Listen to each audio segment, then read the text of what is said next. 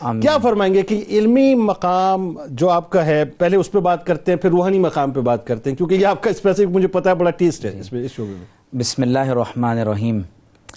حضور علیہ الصلوۃ والسلام نے فرمایا لا تمس النار مسلما رآنی او رآ من رآنی، جی جہنم کی آگ اس مسلمان کو نہ چھوئے گی جس نے مجھے دیکھا یا اسے دیکھا جس نے میری زیارت کی۔ بھائی سبحان۔ حضرت قاسم بن محمد بن ابی بکر صدیق رضی اللہ تعالی عنہ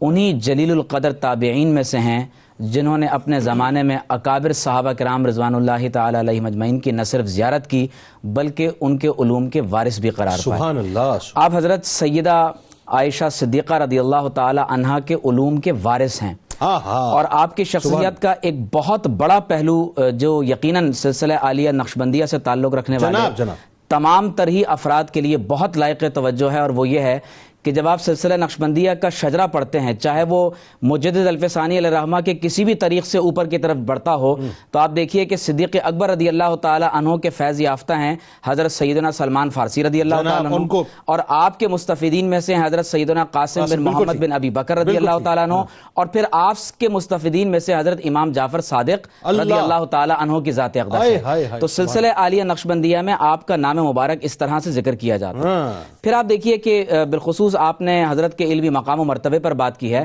جب آپ اسلامی تاریخ میں فقہ اسلامی کی تاریخ کا مطالعہ کرتے ہیں تو اس کے 7 ادوار ہیں جن کو ہمارے مورخین نے تقسیم کیا ہے۔ ایک عہد وہ ہے جو اکابر صحابہ کا ہے، دوسرا عہد وہ ہے جو اصاغر صحابہ کا ہے، اور تیسرا عہد وہ کہلاتا ہے جس میں اکابر تابعین پیدا ہوئے، اور یہ وہ دور ہے کہ جس میں صحابہ کرام رضوان اللہ تعالی علیہم اجمعین کے تمام علوم جو انہوں نے بارگاہ مصطفیٰ سے اپنے دامن میں سمیٹے تھے انہوں نے تابعین میں تقسیم فرما دیے، اور تابعین اب ان علوم کو ایک جگہ جمع کر کے لوگوں میں تقسیم فرما رہے تھے۔ تو انہی اکابرین میں سے مدینہ طیبہ کے وہ 7 فقہا ہیں کہ جن کے بارے میں محدثین نے فرمایا کہ یہ علم کے 7 سمندر ہیں، اگر ان سے کسی نے کنارہ کشی اختیار کر لی تو گویا کہ وہ درست راستے پر نہیں ہوگا۔ یعنی اس میں ایک سمندر حضرت قاسم، ان میں سے ایک حضرت قاسم بن محمد بن ابی بکر، کیونکہ بار بار فقہاء سبع کا ذکر ہو رہا ہے تو حضرت سعید بن مسیب، حضرت عروہ بن زبیر، قاسم بن محمد، خارجہ بن زید، حضرت سالم بن عبداللہ، حضرت ابان بن عثمان، حضرت ابو سلمہ بن عبد الرحمن، حضرت ابو بکر بن عبد الرحمن، حضرت سلیمان بن یسار، عبید اللہ بن عبداللہ، اور یہ تمام کی تمام بزرگ ہستیاں وہ ہیں جنہیں 7 فقہا کہا جاتا ہے۔ تابعین تبع تابعین اس بات پہ متفق تھے کہ ان میں فضیلت جو ٹاپ آف دا لائن ہے، ان میں ٹاپ آف دا لائن میں سعید بن مسیب کے بعد دوسرا نام ان کا ذکر ہوتا ہے۔ اللہ اکبر۔ اور کچھ تابعین نے یہ بھی فرمایا کہ آپ جو ہے مطلب استاج کا نگینہ بھی ہیں، یعنی ٹاپ آف دا لائن آپ کو رکھا۔ جی یقیناً ایسا ہی۔ اب آپ دیکھیے کہ بالخصوص یعنی ایک ایسا عہد کہ جس میں علم کی حفاظت اور تدوین کی جا رہی ہو، یہ وہ دور ہے کہ جس میں حضرت قاسم بن محمد بن ابی بکر رضی اللہ تعالی عنہ حضرت عائشہ صدیقہ رضی اللہ تعالی عنہا سے حاصل کردہ ان علوم کو تقسیم فرما رہے ہیں۔ آپ اسے اندازہ کیجئے کہ حج سے متعلق حضور علیہ السلام کا پورا طریقہ جو ام المومنین سے مروی ہے وہ حضرت بیان فرما رہے ہیں، حضرت قاسم بن ابی بکر بیان فرما رہے ہیں، بن محمد بن ابی بکر۔ پھر آپ اندازہ کیجئے کہ حضور علیہ السلام کے وصال مبارک سے متعلق جتنی بھی احادیث ہیں اس میں کثیر حصہ قاسم بن محمد بن ابی بکر نے بیان کیا۔ تیمم سے متعلق جو واقعات ہیں وہ تمام کے تمام علم آپ نے منتقل کیا، اور امام بخاری جب حضرت عائشہ صدیقہ رضی اللہ تعالی عنہا سے آپ کی روایات بیان کرتے ہیں تو فرماتے ہیں کانا افضل اہل زمانہ ہی، کہ یہ وہ راوی حدیث ہیں کہ ان کے زمانے میں ان سے بڑا کوئی محدث نہیں تھا۔ اور آپ اس سے اندازہ کیجئے کہ جو آپ کے صاحبزادے ہیں حضرت عبد الرحمن بن قاسم بن محمد بن ابی بکر، وہ اتنے بڑے محدث ہیں کہ ان سے حضرت سفیان، حضرت امام اوزائی، حضرت امام مالک ابن عیینہ اور اس جیسے اکابر محدثین نے ان سے حدیث کو روایت کیا ہے۔ یعنی یہ نسل در نسل صدیق اکبر رضی اللہ تعالیٰ عنہ کی ابتدا میں بات ہو رہی ہے گھرانے کی، یہ گھرانہ جو ہے فیض کے جو ہے اس سمندر جو ہے مستقل جاری کیے ہوئے۔ جی یقیناً ایسا ہی ہے، اور اس کے باوجود آپ اندازہ کیجئے کہ اس قدر بڑے مقام و مرتبے پر فائز ہونے کے بعد فرماتے ہیں کہ لا نعلم کل ما نسأل عنہ، فرماتے ہیں کہ ہر بات جو ہم سے پوچھی جاتی ہے لازمی نہیں ہے کہ ہمیں اس کا جواب، بس نسبتیں بھی یعنی فیض بھی لے رہے ہیں، نسبتیں بھی، اور سرکار علیہ السلام سے جو ہے وہ استعانت بھی جو ہے وہ طلب کر رہے ہیں۔ جی جنید بھائی، میں اس سوال کا جواب حضرت امام جعفر رضی اللہ تعالیٰ عنہ کے قول سے کروں گا۔ آپ فرماتے ہیں کہ ولدنی ابو بکر الصدیق مرتین، فرمایا کہ میری ولادت ابو بکر صدیق رضی اللہ تعالیٰ عنہ سے 2 مرتبہ ہوئی ہے۔ یعنی وہ جو بار بار ہم نسبتوں کی بات کر رہے ہیں تو یہ ایک قول مجھے یاد سبحان اللہ، بتائیے تو آپ فرماتے ہیں کہ مجھے صدیق اکبر سے 2 مرتبہ جنم لینے کا شرف نصیب ہوا کہ ایک مرتبہ میں حضرت قاسم کی اولاد میں سے ہوں اور ایک نسب سے میں حضرت ابوبکر صدیق رضی اللہ تعالیٰ امام جعفر صادق علیہ صاحبزادی کی اولاد میں. سبحان اللہ. آپ دیکھیے کہ کیونکہ ابھی ان کے علمی مقام و مرتبے اور زہد و تقوی کے حوالے سے بات ہو رہی ہے، آپ کے اخلاق کے بارے میں محدثین نے لکھا ہے کہ انہ کان لا یکاد یعیب علی احد، زندگی میں کبھی کسی کی غیبت نہیں کی، اللہ اکبر، زندگی میں کبھی کسی کا عیب بیان نہیں کیا. اور پھر آپ اندازہ کیجئے کہ آپ خود اس قدر بڑے فقیہ ہونے کے بعد ارشاد فرماتے ہیں کہ وَمِنَ الْعِلْمِ، فرمایا کہ یہ بات علم میں سے ہے کہ میں تم سے کبھی کسی سوال کے جواب میں یوں بھی کہہ دوں کہ لا ادری، اس کا جواب مجھے نہیں آتا. اور پھر آپ دیکھیے کہ ابن ابی زیاد یا اس قدر بڑے بڑے جو اکابر محدثین ہیں وہ فرماتے ہیں کہ ما رأیت فقیہا اعلم من القاسم، ہم نے حضرت قاسم بن محمد بن ابی بکر سے زیادہ بڑا کوئی فقی نہیں دیکھا. اور حضرت ابن عیینہ اور ابن سعد جیسے اکابرین یہ بات ارشاد فرماتے ہیں کہ وَأَعْلَمُ النَّاسِ بِحَدِيثِ عائشہ ثلاثہ، اگر حضرت عائشہ صدیقہ رضی اللہ تعالی عنہ کے علوم کے وارثین میں 3 بڑے لوگوں کے نام لیے جائیں گے تو ان میں حضرت عمرہ، حضرت عروہ اور سر فہرست اگر کوئی ہیں تو حضرت قاسم بن محمد بن ابی بکر ہیں. اور حضرت عبد الرحمن بن ابی زناد خود فرماتے ہیں کہ ما رأیت احدا اعلم بالسنت من القاسم بن محمد، میں نے ان سے بڑا کوئی حدیث اور سنت کا عالم نہیں دیکھا. آپ کا جو حلیہ مبارک ہے اس کے بارے میں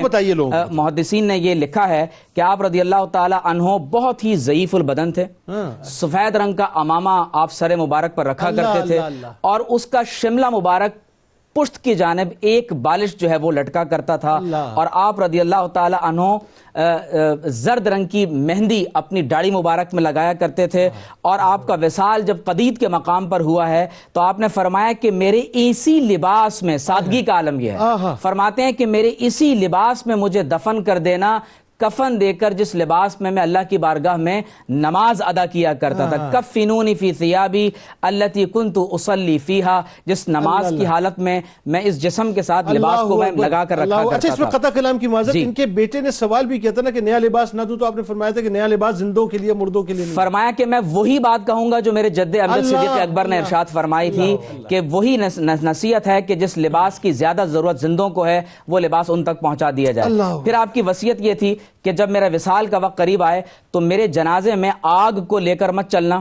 اور کوئی یہ نہ کہے کہ یہ بہت بہتر تھے یا شر تھے، نعوذ باللہ من ذالک. فرمائے میرے بات میں کوئی بات نہ کہنا، بس صرف یہ آیت تلاوت کرتے جانا، الم تری الی الذین یزکون انفسہم بل اللہ یزکی من یشاء ولا یظلمون فتیلا. اور آپ کی جو عاجزی اور انکساری اور تواضع کی بات ہو رہی ہے، آپ اندازہ کیجئے کہ وہ جو واقعہ آپ نے سالم کا ذکر کیا ہے کہ ایک عربی آپ کے پاس آیا اور محدثین فرماتے ہیں اس نے آ کر سوال کیا کہ ایما اعلم انت ام سالم، اس نے کہا کہ آپ زیادہ بڑے عالم ہیں یا سالم زیادہ بڑے عالم ہیں. سالم کا شمار آپ کے شاگردوں میں ہوتا ہے جنہوں نے آپ سے حدیث کو روایت کیا ہے، لیکن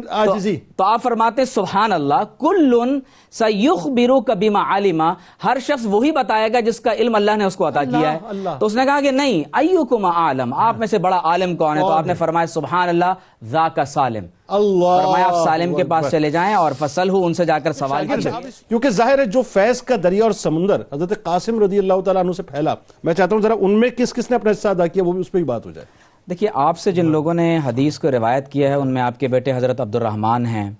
اور حضرت عبد الرحمن علیہ الرحمہ کے حوالے سے میں بیان کر چکا ہوں کہ حضرت شعبہ، سفیان، امام اوزاعی، امام مالک ابن عیینہ اور ان جیسی اکابر یعنی شخصیات نے ان سے روایت کیا ہے.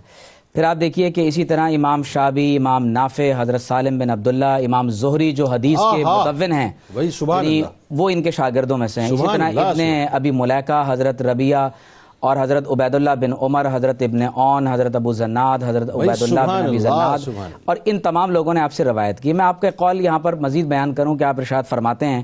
کہ ان من اعظم الذنب ان یستخف المرء بذنبہ، فرمایا کہ سب سے بڑا گناہ یہ ہے کہ انسان اپنے گناہ کو چھوٹا شمار کرے.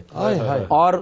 2 روایتیں میں یہاں آپ سے وہ بیان کر دوں جو اپنی پھوپھی جان سے حضور علیہ السلام سے آپ روایت کرتے ہیں. جناب آپ فرماتے ہیں کہ حضرت سیدہ عائشہ صدیقہ رضی اللہ تعالی عنہا روایت فرماتی ہیں اور آپ اپنی روایت سے یہ حدیث روایت کر رہے ہیں. فرماتے ہیں کہ حضور علیہ السلام نے فرمایا کہ لیس احد یحاسب یوم القیامہ الا ہلکا، قیامت کے دن جس کسی کا بھی اللہ کی بارگاہ میں پیش ہونے کے بعد حساب کتاب لیا جائے گا وہ ہلاک ہو جائے گا. لہذا انسان کو اللہ تبارک و تعالیٰ کے صرف فضل اور اس کی رحمت اور مہربانی کا ہی محتاج رہنا چاہیے. اللہ ایسا ہی ایسا ہی. دوسری طرف آپ دیکھیے کہ آپ اپنی پھوپھی جان سے روایت فرماتے ہیں کہ نبی کریم صلی اللہ تعالی علیہ وسلم کی محبت اور قرب کا معاملہ آپ بیان فرماتی ہیں کہ طیبت رسول اللہ صلی اللہ علیہ وسلم بیدی ہاتین. آپ نے فرمایا کہ میں نے اپنے ان دو ہاتھوں سے محمد الرسول اللہ کے جسد مبارک پر خوشبو خود لگائی ہے. اللہ. اور پھر آپ روایت فرماتے ہیں کہ حضور علیہ الصلوۃ والسلام، یعنی آپ خود روایت فرما رہے ہیں کہ جب بارش یعنی برسنے کی دعا کی ہے تو فرماتے ہیں اللہم صیبا نافعا، اے رب کریم ایسی بارش عطا فرما جو سب سے زیادہ نفع دینے والی ہو. اور ایک ایسی بات جو آپ کی تربیت سے متعلق ہے، آپ فرماتے ہیں کہ میرے دادا جان حضرت سیدنا صدیق اکبر رضی اللہ تعالی عنہ کی بارگاہ میں ایک شخص رہا کرتا تھا، ایک خادم تھا. اس نے ایک دن آپ کے پاس کھانے کے لیے کچھ پیش کیا، آپ نے اس کو تناول فرما لیا کیونکہ وہ آپ کے لیے خدمت کیا کرتا تھا. تو جب اس نے آپ سے کہا کہ آپ کو معلوم ہے کہ یہ میں نے کھانے کے لیے آپ کو کیا پیش کیا، فرمایا یہ کیا ہے؟ کہا کہ میں زمانہ جاہلیت میں کہانت کیا کرتا تھا، تو ایک شخص نے مجھے کہانت کے بدلے میں یہ آج ایک اجرت کے طور پر کوئی چیز لا کر دی ہے اور میں نے یہ آپ کو کھلا دیا. صدیق اکبر نے، آپ خود روایت فرماتے ہیں کہ اپنے منہ مبارک میں انگلی ڈال کر وہ سارا حرام مال الٹی کر کے باہر نکال دیا. تو آپ کی زندگی کا پیغام یہ ہے کہ اہل بیت اور صحابہ کی محبت کا آپ سنگم ہیں اور اپنے پیٹ میں کبھی حرام لقمہ جانے نہ دیں. اللہم صلی علی سیدنا و مولانا محمد وعلی سیدنا علی و سیدتنا فاطمہ و سیدتنا زینب و سیدنا حسن و سیدنا حسین وعلی وصحبه وبارك وسلم